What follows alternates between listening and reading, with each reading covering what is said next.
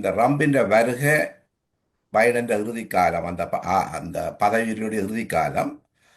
அதே நேரத்தில் ட்ரம்ப் இன்றைக்கு முன்னிலைப்படுத்துறது இந்த ப்ரீக்கை பற்றியும் இந்த டொலருக்கு மாற்றீடாக ஒரு நாணயத்தை கொண்டு வர முயற்சிக்கு எப்படி பதிலடி கொடுக்கிறதுன்றதுல தான் அவற்றை தெளிவான பார்வை இருக்கிறது.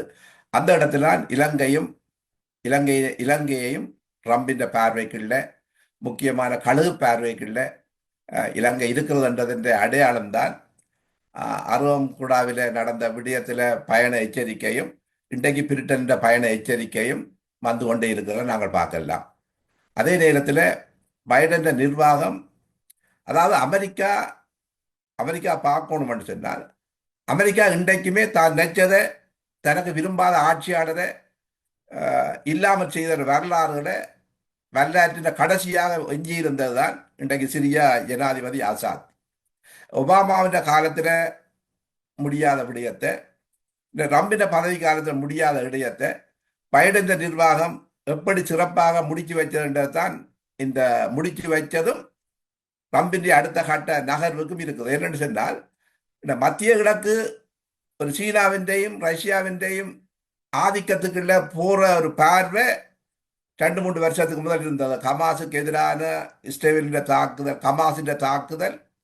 ஹமாஸின் தாக்குதல் கூடாக இஸ்ரேல் தோல்வி அடைஞ்சது என்ற ஒரு மாயை உருவாக்கப்பட்டது. அந்த மாயை கிழிச்செறிஞ்சு ஹமாஸும் கிஸ்புல்லாவும் ஈரான் செல்வாக்கும் கிழிச்செறியப்பட்டு மத்திய கிழக்கை முழுமையாக இன்றைக்கு அமெரிக்கா தன்னுடைய கட்டுப்பாட்டுகளை கொண்டு வந்த காலகட்டத்தில் தான் இன்றைக்கு ட்ரம்பின் வருகை இருக்கிறது. அப்போ ஒரு பிரிக்ல ஒரு பலமாக இணையக்கூடியதாக பொருளாதார வலு உள்ளதாக கட்டமைப்பாக உருவாக்கக்கூடிய ஒரு பார்வை இருந்தால் எல்லார்ட்டையும், சவுதி அரேபியாவாக இருக்கலாம், மத்திய கிழக்கு நாடுகளாக இருக்கலாம், அது எண்ணவள நாடுகள் எல்லாம் அதில் இணைஞ்சிருக்கும் பொழுது உலகத்தின் தலைமை அமெரிக்கா கையை விட்டு போகுதோன்ற கேள்விக்குறியில் இருக்கும் பொழுதுதான் கடந்த 2024ஆம் ஆண்டு அதுக்கு ஒரு பதிலை சொல்லி மத்திய கிழக்க அமெரிக்கா மீளவும் தன்னுடைய கட்டுப்பாட்டில் கொண்டிருந்த காலத்தில்தான் ட்ரம்பின் வருகை வருது. அப்ப ட்ரம்பின் வருகை சீனாக்கு என்ன செய்தியை சொல்ல போகுது?